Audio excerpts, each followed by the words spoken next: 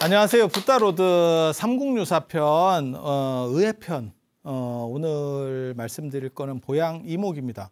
보통 뒤에다가 앞에가 스님 이름이고 뒤에가 그분의 어떻게 보면 가장 대표적인 업적, 그러니까는 원광서학, 그러면 원광법사는 서쪽으로 유학을 갔다, 유학의 시조다, 이렇게 얘기를 하는 거고, 자장정률 하면 자장률사는 유를 이렇게 해서 다 정리했다, 뭐 이런 식으로 보양 이목 별볼일 아니죠.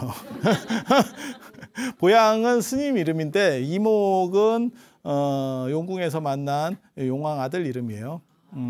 그래서 이게 사람이 살다 보면 이게 들어올 레벨 자체가 안 됩니다. 간혹 얘기해서 레벨 자체도 안 되고, 그 다음에 이제 시대 순으로 이렇게 하는데 이 양반은 편입이에요. 시대도 안 되고, 그러니까 레벨도 안 되고, 시대도 안 되고, 이 왕건 때뿐이거든요. 그래서 후삼국. 그러니까는 뭐 통일신라라고 말하기도 좀 그렇고, 그런데 왜 이러는 보양 스님이라는 듣도 보도 못한, 어떻게 보면 뭐 원효 의상, 그 자장, 뭐 원강 이런 데 나오고 있는데 갑자기 보양 누군가 이렇게 하는 분을 두 번째로 넣는가? 늘 수밖에 없었죠. 늘 수밖에 없었죠. 당시 삼국유사를 우문사에서 썼고, 청도 우문사에 썼고, 우문사 개창조입니다. 그래서 프리미엄으로 들어간 거죠. 어떤 뜻인지 아시겠어요? 그냥 레벨로만 보면 한참 내가 보기에는 떨어지는데 운이 좋았죠. 운으로. 그래서 이제 운문사 지분으로, 당신이 지금 거기서 편찬하고 있으니까 운문사 지분으로 들어갔어요. 지분으로. 그래서 이 보양이라고 하는 스님이 어떻게 보면 왕건하고 관련해서 이렇게 약간 뜬 분이에요. 별것도 없습니다. 그냥 제가 보기에는 뭐 아무 업적도 없고, 왕건이 청도 쪽으로 내려와서 이제 했는데 그쪽에 이제 반대 세력들이 있었나 봐. 그게 이제 견성이라고 하는, 몰라, 원래 이름이 뭔지 모르겠는데 개성이에요. 개성. 개의 성. 그래서 거기서 이렇게 시위를 하니까 얘네들이 버티니까 왕건이 이렇게 잘 진압을 못한 것 같아요. 그래서 그 동네에 있었던 스님인 보양 스님한테 어떻게 하면 될까요? 이렇게 물어본 거지. 왜냐하면 지금이야 지리라든지 뭐 이런 것들이 기본적으로 딱 알고 있지만, 옛날에는 그 토착 사람들의 지지를 받느냐, 그 다음에 거기서 어떻게 길 같은 거 이런 거 그쪽 사람들의 협조를 구하는 게 굉장히 중요하거든. 그러니까는 보양 스님 어떻게 보면 왕건 앞잡이. 내가 보기에는 토착민의 등에 칼을 꽂은 왕건 앞잡이인데 왕건이 이겼지. 그러면 어떻게 됐는지는 이제 생각이 좀 되죠. 그래서 운문사가 됐다더라. 이런. 그래서 왕건이 물어봤대. 저거 어떻게, 저 개성을 어떻게, 견성을 어떻게 이겨야 됩니까? 이랬더니 걔는 밤에, 뭐 뭔 소리나 잘 모르겠는데, 밤에 잘 지키고 낮에는 태만하대. 걔가. 내가 본 걔는 그렇지 않던데. 걔 나 밤에 자던데, 나 걔 키워봤는데 걔도 자던데. 근데 뭐 그렇대. 그래서 낮에 공격을 해야 돼요. 지금 개성이니까, 견성이니까 낮에 공격을 해야 되고 북쪽이 취약하대. 그래서 그쪽으로 쳐들어가면 이길 거래. 내가 보기에는 이 종교인들이 뭐가 있냐면, 옛날에는 그 전략가나 이런 것들도 굉장히 많습니다. 그렇게 될 수 있는 게 그 동네에 관련된, 어떻게 보면 여러 사람들을 만나잖아. 그러니까 내가 그냥 양반이라고 생각을 해봐. 아니면 내가 귀족이야. 그러면 내 만나는 사람들만 만나거든요. 근데 어느 정도 이상의 종교인들은 진짜 별 사람을 다 만나. 그 동네와 관련된 사람 다 만나. 그러면 정보가 집중된단 말이에요. 그러니까 어디가 취약한지 알지. 그 얘기인 것 같아. 그 얘기인 것 같아. 그래서 왕건이 그 말을 듣고 그런 것 같다. 이래가지고 공격을 했더니 함락됐대. 그래서 왕건이 감사해요 이러면서 운문사 운문사 이렇게 시작을 해줬대. 그렇게. 그러면 이 양반은 누구냐? 중국으로 유학을 갔대요. 중국으로 유학 갔대. 야, 저 혼란한 시절에 후삼국 시절인데 저 쉽지 않았을 건데 아무튼 뭐 갔대. 그래서 갔다 올 때 서해 용궁에 들릅니다. 용궁에 들렸다는 거 저 자장 스님 얘기에서도 정암사 사적기에 보면 나오는데 뭐 삼국유사나 이런 데는 안 나오고 정암사적기에 보면 서해 용궁을 들렸을 때 수만호탑을 받아왔다. 그런데 알고 보니까 진료를 그래서 수만호탑이거든. 만호는 만호인데 물에서 나온 만호. 그래서 수만호야. 그래서 파란색이 난대. 조사해 보니까 톨로마이트고요. 그 동네에 있는 돌이죠. 동네에서 얼마 안 먼 돌. 바다에서 나오긴 개뿔이 바다에서 나와. 그리고 만호 아닙니다. 만호 자체를 사람들이 모르는 것 같더라고. 만호 아니에요. 만호는 꼭 이제 사파이어 못 본 사람들이 사파이어 빨간 거 아니에요? 뭐 이런 거랑 비슷한 거지. 그 만호 자체가 될 수가 없습니다. 만호는 빨간색. 빨간색이에요. 빨간색. 그래서 이제 그거를 이제 약간 이렇게 할 때 수만호. 그래서 파란색. 뭐 이렇게. 근데 석회석 계열이에요. 그거. 그래서 조각하기가 좀 편했지. 그래서 그런 부분들이 있는 건데 똑같아요. 서해에서 용궁에 잠깐 들렸대. 그 용궁이 어떻게 보면 이렇게 잠깐 쉬는 코스야. 서해 용궁이. 그런데 이거 되게 웃기거든. 서해 용궁이라는 말이 동해 용궁은 내가 좀 그럴 수도 있지 않을까? 이런 생각을 하거든. 왜냐하면 동해는 깊어요, 수심이. 근데 서해는 서해 평균 수심은 44m입니다. 엄청 얕은 바다입니다. 그러니까 마른 바다인데 실제로는 44m면 수영장 폭 깊이도 안 된다는 얘기예요. 그게 50m짜리잖아. 그러니까 그거 이렇게 세우면 그게 서해인 거야. 이해가 되시죠? 야, 거기에 용궁 지으려면 용궁 고도 건축에 걸려요. 이게 조금 더 올라가면 밖으로 튀어나온다. 우리가 서해 쪽하고 일본까지 이렇게 다 연결돼 있었다가 나중에 비가 녹으면서 물 차면서 이게 맨 마지막 바다예요. 그래서 제가 그런 얘기 하잖아요. 지금 서해 쪽에 자꾸 신선 뭐 삼신산 얘기 나오는 것들도 알고 보면 그게 그 동네가 약간 뭔가 예전에 선사문명 비슷한 뭔가가 있다가 그게 사라지면서 나오는 전설들일 거다. 복례방정 영주산이 전부 다 서해 안에 있다고 나오거든요. 신선들이 사는 데는. 그리고 그 스토리에 보면 서복리학이나 이런 스토리를 보면 거북의 등 위에 있어서 섬이 이렇게 떠다닌다라는 얘기가 있는데 그거는 수몰과 관련된 이야기로 저는 해석을 하거든요. 섬이 사라지는 거지. 섬이 사라지는 거지. 저희 뭐 태평양에 어디도 그렇게 사라지고 있다던데 나라가 없어지고 있다던데 나라가 점점 없어지고 있다던데 물이 차가지고 우리 그거 아시잖아요. 베니스도 그러잖아요. 그래서 베니스에 물 차는 걸 막기 위해서 모세 프로젝트 그 뭐 10종가 뭐 8종가 들어가고 모세 프로젝트 물 제방을 이렇게 딱 밑에서 올라와 가지고 막는 바닷물을 막는 이태리 난림 공사고요. 물 다 들어왔죠. 그래서 제방만 만들고 우리 그거랑 비슷해. 저 4대강 비슷해. 돈은 들였는데 시스템이 작동을 잘 안 합니다. 이게 뭔가 싶은 뭐 이런 거. 이태리랑 우리가 상당히 좀 비슷한 그런 약간 이렇게 뭐가 있어. 내가 보기에는 사람 승질 급하고 노는 거 좋아하고 약간 이렇게 허당 기질 있고 바다에 한 10종가 박았어요. 그리고 베니스는 물이 찹니다. 그거 있어도 찹니다. 재밌지, 재밌어. 그래서 서해 바다가 나중에 생기면서 이러한 전설들이 그래서 제가 서해 아틀란티스가 있다. 동아시아의 동방의 아틀란티스가 서해에 있다. 그게 삼신산, 신선과 관련된 이야기들이다. 그리고 신선 이야기들을 잘 보면 산동반도, 그러니까는 지금 중국의 동쪽에서 안쪽이고, 그러니까 서해고, 그 다음에 우리도 중국이 있고, 이게 우리나라가 있으면 요렇게가 어떻게 보면 신선 사상 얘기가 나와요. 그래서 야 이거 바레만하고 서해 쪽에 딱 뭔가 걸려 있구나 라는 생각을 해볼 수 있도록 합니다. 기록적인 거는. 그래서 그렇게 그래서 44m짜리 바다에서 도대체 용궁에 간들 얼마나 가겠나 싶은 생각이 있어. 그래서 거기 가서 용궁에 가서 불교를 딱 가르치니까 아들이 이목이래. 이목이래. 그 아들을 시봉으로 데려가라고 그랬어. 딱 이렇게 같이 해줬대.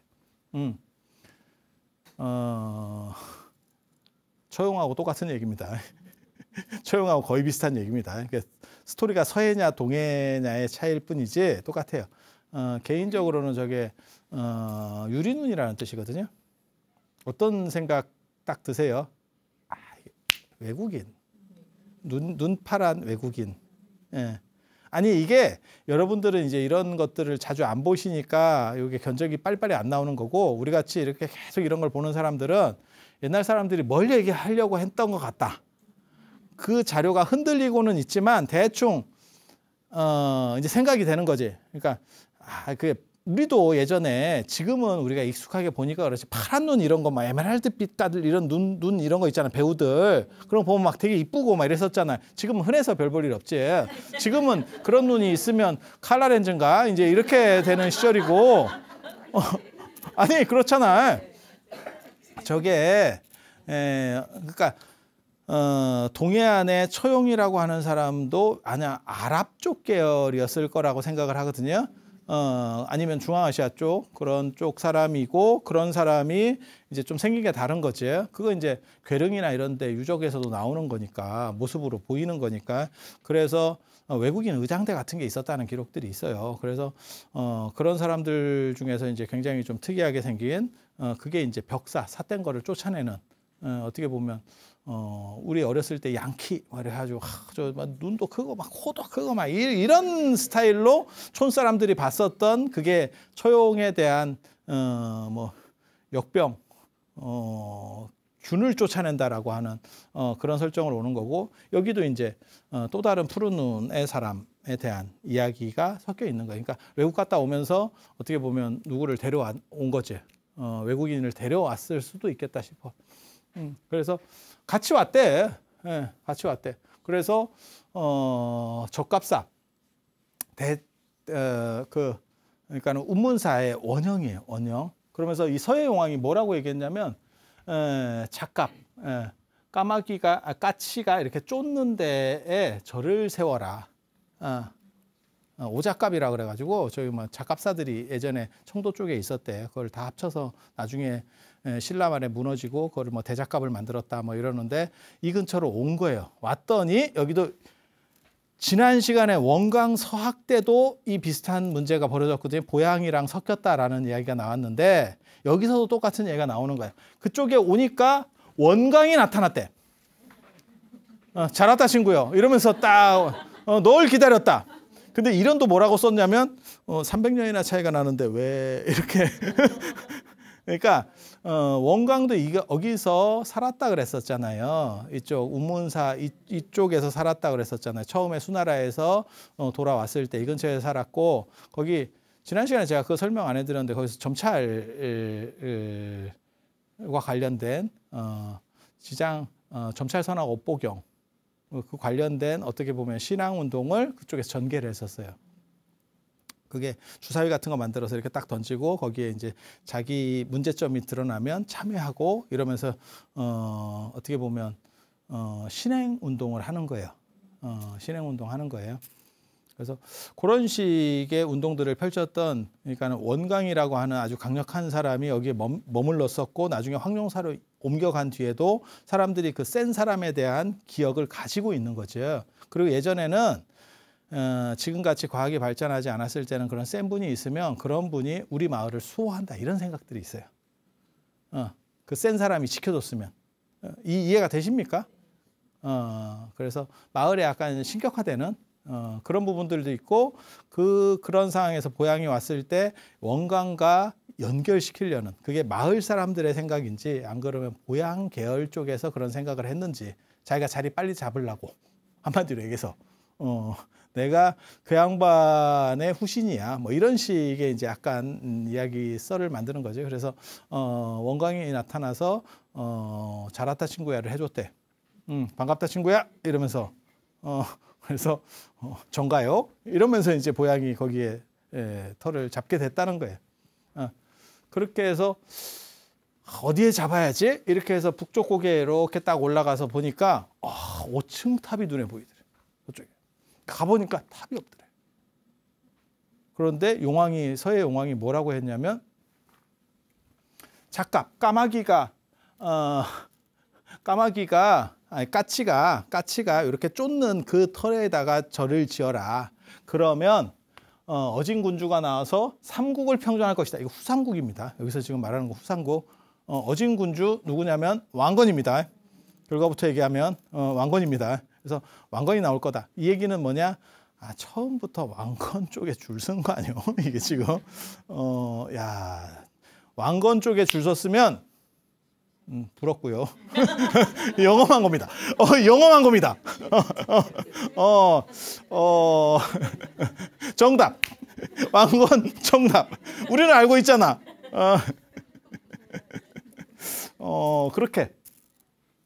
그렇게 해서 아무튼 설정 자체는 다 왕건과 어떻게 보면 보양이라는 분하고 맞춰져 있어. 그렇게 맞춰져 있어. 그게 이제 고려에서 이 절이 권위를 얻고 번창하는 또 다른 방법이었을 거예요. 그러니까 보양이 그렇게까지 왕건 쪽에 줄을 탔겠나라는 생각도 있어. 그런데 후대 사람들의 인식에서는 그렇게 타는 게 좋지요. 태조하고 같이 가버리면 외부에서 건드리기 참 쉽지 않다. 그 국가가 유지되는 한은. 아니 그렇잖아. 같은 왕이라도 그게 레벨이 있는데 그래서 그쪽에 붙였을 수도 있어요. 그래서 그래서 가보니까 탑이 없어졌대. 탑은 없고 그러니까 사라지는 거예요. 그러니까 멀리서 보면 딱 보이고 딱 사라. 그리고 까치가 땅을 쪼고 있더래. 그래서 야 용왕이 나한테 잠깐 까치가 쫓는데 절 지으라 거긴 같다. 지금도 저 가면 작갑전이 있죠. 우문사에 작갑전이 있죠. 그렇게 해서 거기 땅을 팠더니 벽돌이 많이 나왔대. 이게 뭔 소린가 싶긴 하죠. 벽돌이 많이 나왔는데 그 벽돌들을 다 캐가지고 착착착 맞추니까 5층 탑이 딱 맞더래. 그래서 벽돌이 한 개도 남지 않고 싹 들어갔대. 레고 블록의 천재. 레고의 천재. 근데 왜 뭔 소리인지 모르겠다라고 말하냐면 전탑은 중국식 탑이에요. 우리는 석탑을 쓰거나 지금 통일신라 저게 지금 후삼국 시대잖아요. 그러면 석탑이 벌써 유행하던 시절인데 왜 갑자기 뜬금없이 전탑 이야기가? 전탑은 벽돌탑이에요. 그러니까는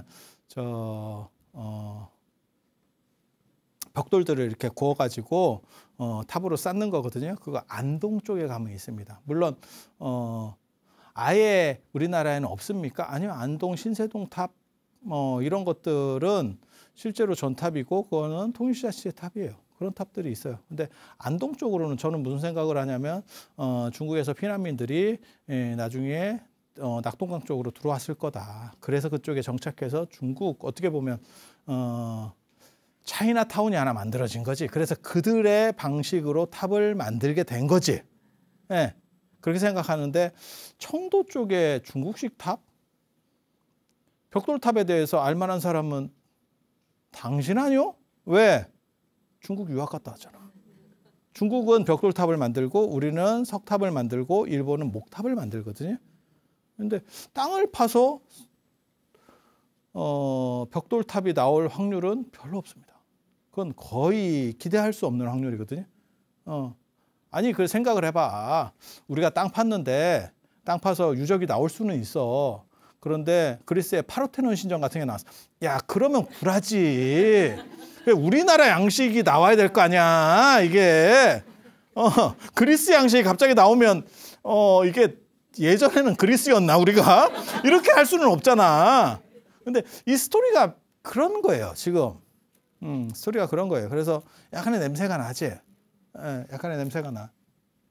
그렇게 해서 거기에 절을 짓고 잘 하고 있다가 왕건이 내려왔을 때 이 견성에서 시위하던 사람들을 다 이렇게 정리하는데 공을 세우고 결국은 운문사가 됐다더라. 스토리로 봤을 때 뭐 그렇게 그닥. 그리고 이목 얘기하지. 이목. 보양이 얼마나 대단하지 않으면 보양에는 보양과 관련된 어떠한 핵심적인 단어가 안 나와. 그리고 갑자기 이목이 나와. 이목이. 그래서 하루는 비가 안 오더래. 그래서 이 조항은 어떻게 보면 보양과 이목 이렇게 봐도 돼요.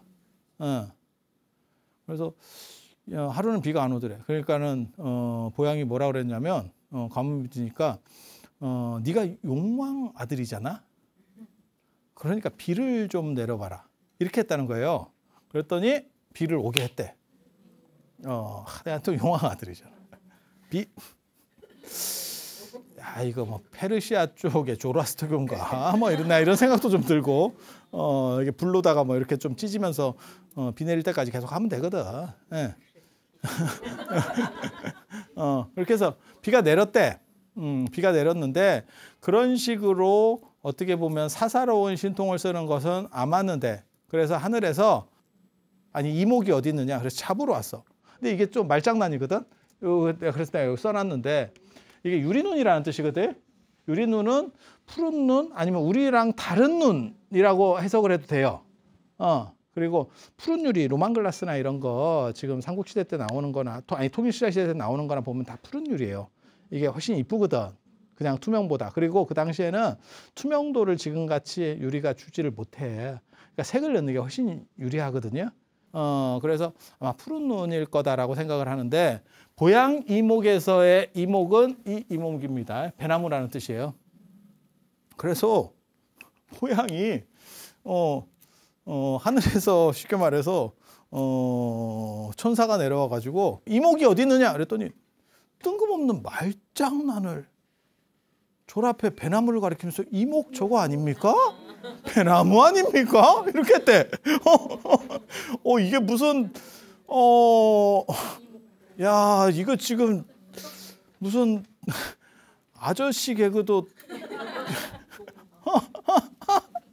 이게 무슨 썰렁한 개그 나 같으면 절에다 벼락을 치겠구만.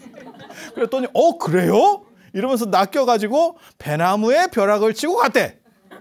그래서 배나무가 내가 왜 갑자기 벼락을 맞아야 되나 이렇게 했대. 그랬더니 이게 친절해요. 이 구절 자체가 전체 스토리가 친절해. 배나무가 너무 억울하잖아.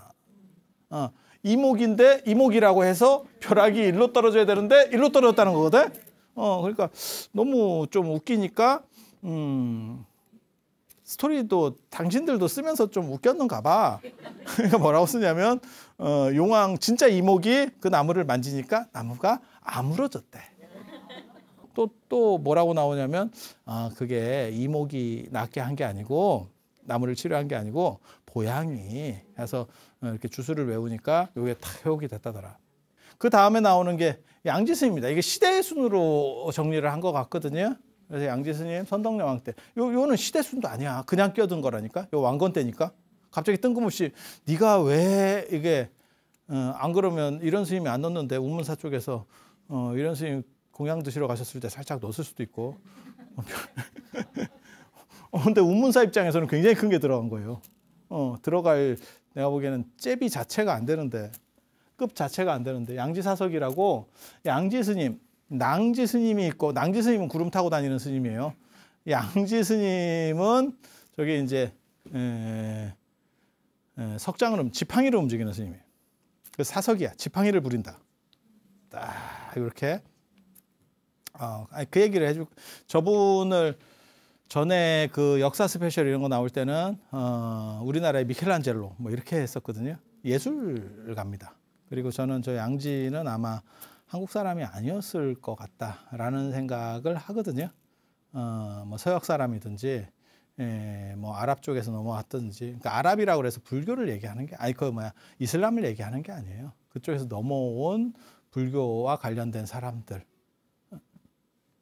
왜냐하면 만들어 놓은 게 지금도 남아 있거든요. 저 양반이 조성했다는 게 남아 있는데 그게 사천왕사 그 탑의 기단, 기단이라든지 기단에 있는 그 팔부중상 뭐 이런 것들 남아 있는데, 그걸 뭐 사천왕상이라기도 하고 뭐 이렇게 남아 있는데 보면 굉장히 이국적입니다. 이게 한국 사람 생각으로는 쉽지 않을 것 같은데 이렇게 제가 그런 얘기 하잖아요. 그러니까 이런 얘기를 하면 사람들이 그게 가능하냐? 신라 시대 때 저게 사람들이 그것도 삼국 시대인데 선덕여왕 때면 사람들이 넘어오냐? 막 이러는데 생각보다 많이 넘어왔어요. 그러니까 고려 때까지는 바다로 해서 배 타고 오는 사람들이 생각보다 많았다니까. 조선이라는 나라가 농자천하지대문하고 어떻게 보면 이걸 다 막은 거예요. 그래서 조선이 이렇게 꼬꾸라지는 거지, 우리가 생각처럼, 여러분 생각처럼 굉장히 이렇게 쩌리 나라가 아닙니다. 그래서 고려 때까지는 해상으로도 많이 움직였고, 그 다음에 남녀평등도 상당히 이게 높았고, 고려 때까지 그런 거예요. 그래서 조선을 보고 한국사를 봐버리면 안 돼. 전체가 그럴 거다라고 생각하면 안 돼. 그래서 어떻게 보면 고려 때까지는 현대 우리나라 같은 그런 느낌 정도의 남녀평등이라든가 이런 성평등이라든가 이런 것들이 있었던 거예요. 그래서 이렇게 보면 이 석이, 그래서 저 동네가 석장동이거든요. 저게 경주 동국대 뒤쪽이에요.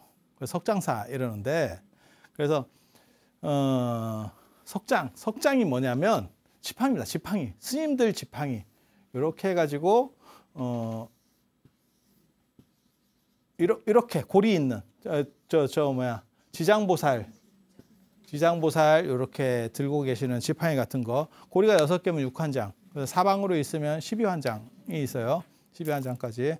저 석장이 두 종류가 있습니다.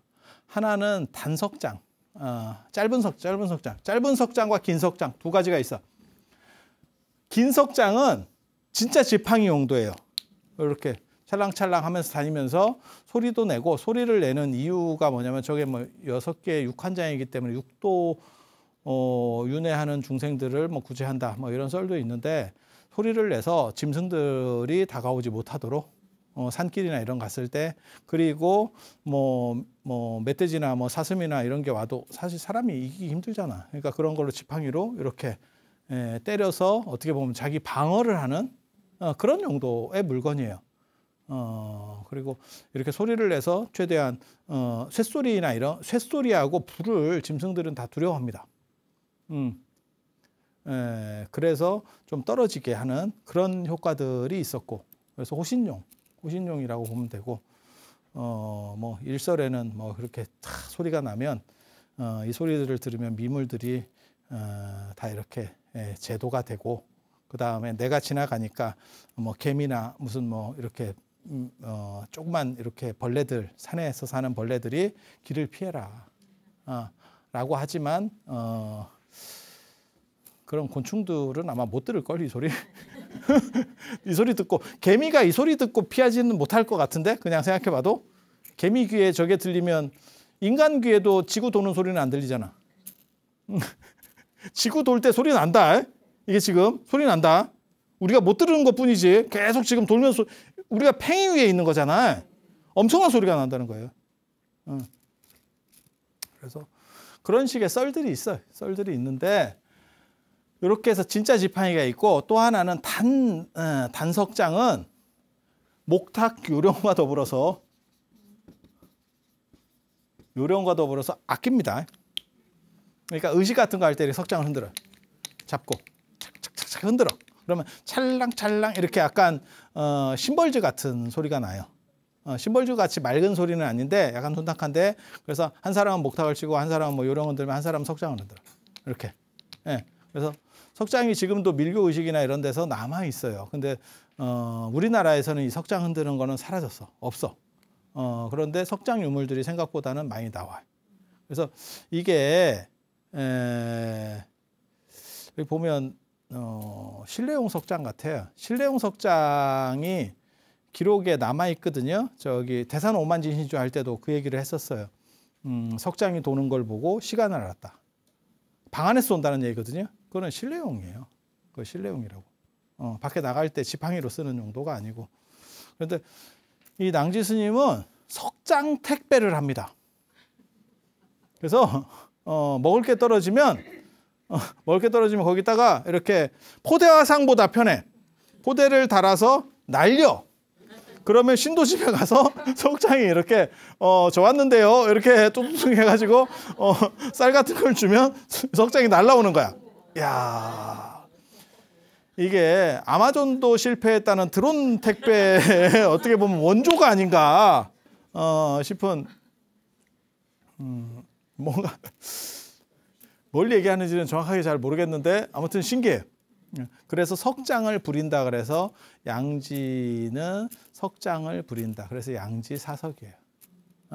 그리고 당신이 있었던 데가 아무튼 뭐 석장으로 굉장히 유명했는가 봐. 그래서 석장사예요. 석장사. 석장사. 그래서 그렇게 되어 있는 거고 이 양지가 영묘사 굉장히 중요한 사찰이거든요. 전부시대 7처가람지 중에 하나고 저기가 이제 왕실 어떻게 보면 추모 사찰, 선덕여왕이 창건한 사찰이에요. 저 사찰의 장육존상, 그러니까는 메인 불상을 만들어요. 소조였을 걸로 추정을 합니다. 소조는 진흙으로 만든 진흙상 여러분 불상 보셨어요? 진흙상 금산사 미륵전에 그 김복지 씨가 만든 진흙으로 된 장육존상. 그 다음에 부석사, 그 진흙입니다. 흙으로 되어 있습니다. 광배 그런 거 굉장히 화려하던데요. 그건 나무입니다. 광배는 나무고 앞에 상은 흙입니다. 흙으로, 그래서 소조로 만들어요. 그래서 양지는 대우를 해주는 거예요. 그리고 양지는 제법 재주가 좋았어. 내가 보기에는. 왜? 영묘사하고 법림사의 현판을 만들어. 간판도 직접 쓸 정도면, 그 간판 글씨 쓸 정도면 상당한 사람이에요. 상당한 사람이야. 그건 아무나 안 쓴다. 그러니까 지금 절에서도 예를 들어서 절 건축은 할 수 있어. 상량문을 누가 쓰느냐? 그러면 그 절에 거의 없습니다. 그 절에 없습니다. 상량문 쓰는 사람이 어떻게 보면 가방끈이 제일 길어. 간판 쓸 수 있으면 그 인근에서 글씨 제일 잘 쓰는 사람이다. 아니 맞아. 맞아. 상량문은 문장가가 쓰고 대부분 좀 먹물들이 쓰고 그다음에 이거는 붓 좀 만졌는데 그것도 아주 많이 만진 사람이 간판을 써.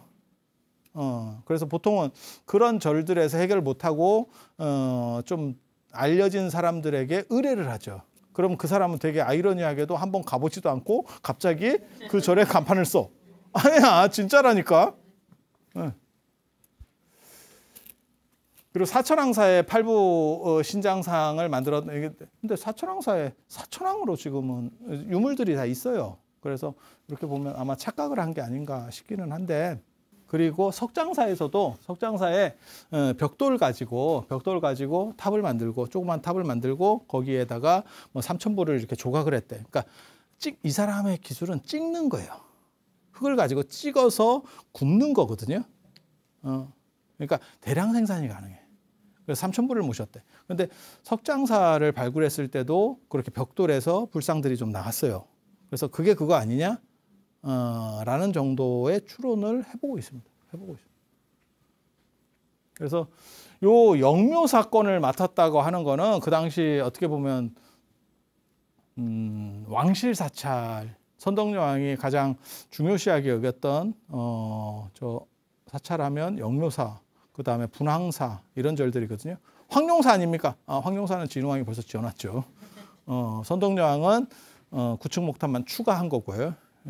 그래서 당신이 직접 창건한 사찰은 분황사, 그 다음에 영묘사, 그리고 저게 다 최고 A급 사찰인데 거기를 완전히 다 어떻게 보면 메인을 관할했다라고 하는 거는 최고급이라는 얘기예요. 그러니까 그림으로 얘기하면 뭐 김홍도 같은 정도의 그걸 인정받았다라고 이해를 하시면 되고 그때 이제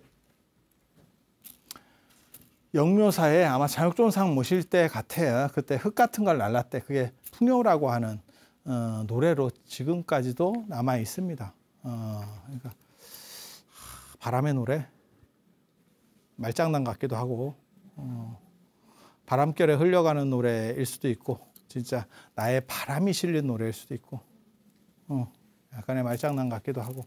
근데 그 노래, 그러니까 노동요입니다. 그러니까 사람들을 자발적으로 우리식으로 말하면 뭐 생각하시면 되냐면 약간 기와불사할 때 산 중턱에 있는 절인데 길이 별로 없어요. 그러면 누군가 날라야 되잖아. 그때 그거 하는 분들 있잖아. 밑에다가 기와 놓고 몇 장씩만 들어다 주세요. 뭐 이런 거 자발적 노동 뭐 이런 거 있잖아요. 공덕이 될 거예요. 뭐 이런 거.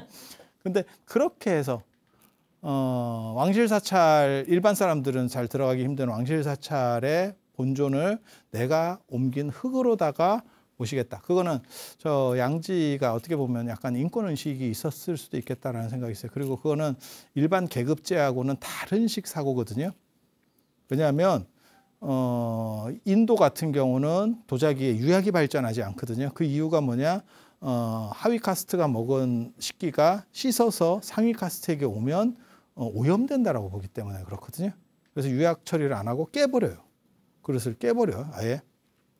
그런데 지금 여기 상황을 보면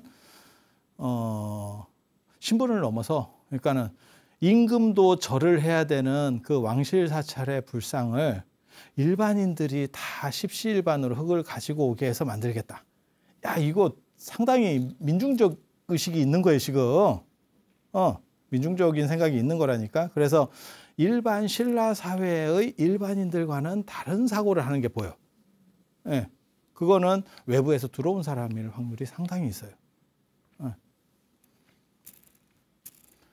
그 풍요가 뭐냐면, 이제 요런 장육존상 흙으로 이제 만들어야 되니까 흙이 많이 들겠지. 그래서 그거를 옮기는 그때 쓰는 노래예요. 자발적으로 노동요인데, 오다 슬픔이 많아라. 슬픔 많은 사람들은 다 와라. 슬픔 많은 사람들, 힘든 사람들, 지치고 힘든 사람들 다 와라.